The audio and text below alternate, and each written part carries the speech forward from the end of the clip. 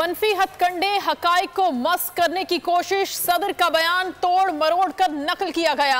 Doctor Arif Alvi ने साबिक army chief से मुतालिक मंसूब बयान को खुद साख्त और मन घड़त करार दे दिया। कहा तहरीक इंसाफ से ताउन वाला बयान सियाको सबाक से हटकर पेश किया गया।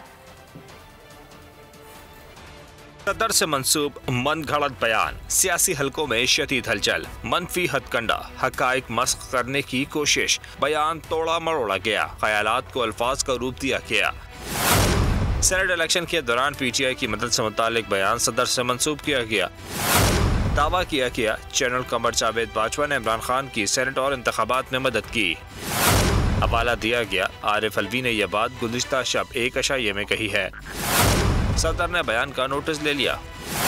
वजाहत की बयान खुद साख्ता और मन घड़त है। सदर मुमलिकत ने वाज़े अल्फाज में बयान की तरदीद कर दी। कहा बयान सियाको सबाक से हटकर शाया किया गया।